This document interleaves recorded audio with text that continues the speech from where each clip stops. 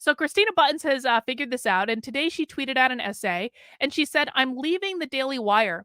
I work hard getting the facts right and using precise language because of the heated nature of the gender debate and so much at stake, while their pundits dump gasoline all over it for entertainment and clicks." Now, we're going to read this essay in a second. However, I want to bring up a point though. Now, like I said at the beginning, I have no love loss for Christina Buttons. I think that Christina Buttons is a horrible, horrible, horrible, horrible human being. I really have no use for this woman at all, except for the fact that she does okay reporting. Again, you have to give credit where credit is due. She does do okay reporting on the gender stuff, and that's important, and I like that she does that. But she is a horrible, awful human being who I don't want anything to do with. However, you have to give credit where credit is due, and she is putting these ideas out there. But what I want people to think about is the fact that I don't think Christina Buttons is telling the entire truth about why she's leaving the Daily Wire.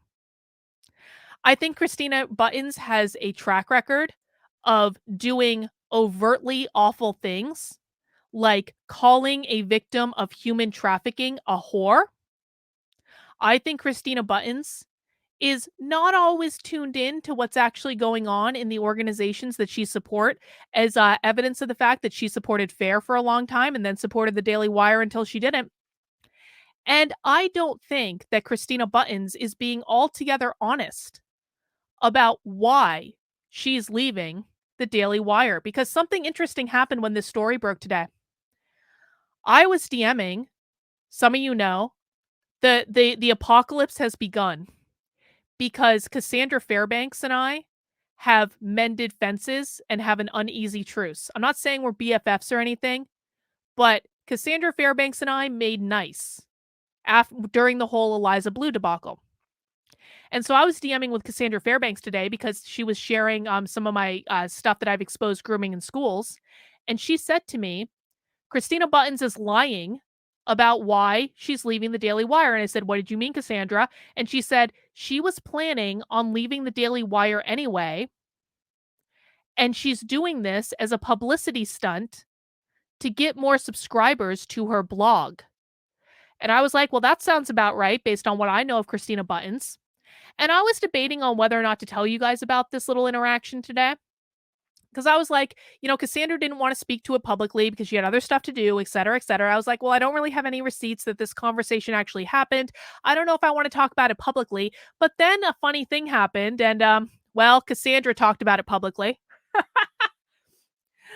So I want to bring this to people's attention as we're working our way through this, in that earlier today, Christina Buttons was replying to Matt Walsh, and we'll talk about what Matt Walsh said in a second. But Christina Buttons was replying to Matt Walsh. And Cassandra McDonald, I'm so used to calling her Cassandra Fairbanks. That's just what I'm going to call her. I'm sorry, Cassandra, if you take offense. Cassandra McDonald, formerly Cassandra Fairbanks, replied, "Dude, you were planning to leave anyway since January, well before Valentine's Day or CPAC. This is such an attention grab that it is just goofy."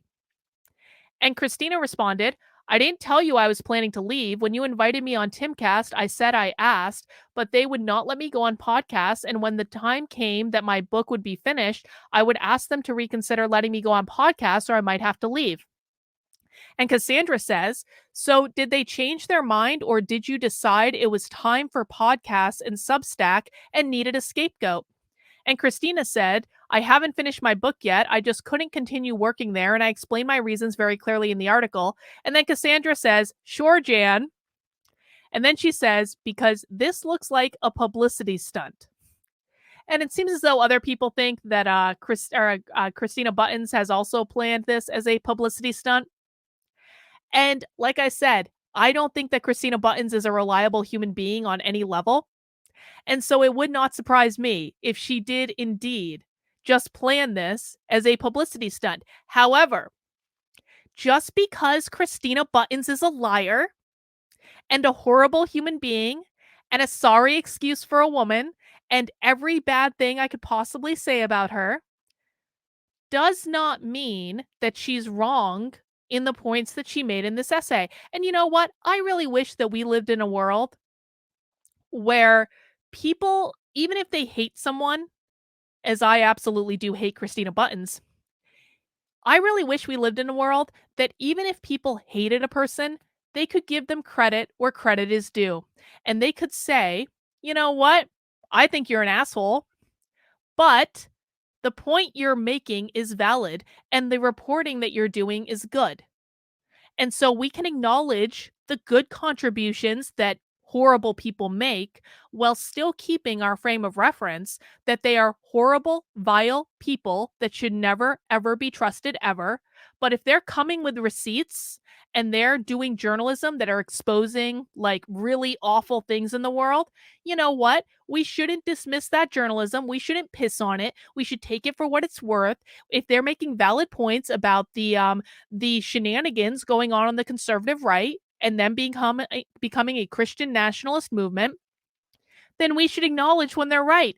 I just wanted to have full context that Christina Buttons is a liar and she is probably doing all of this as a publicity stunt.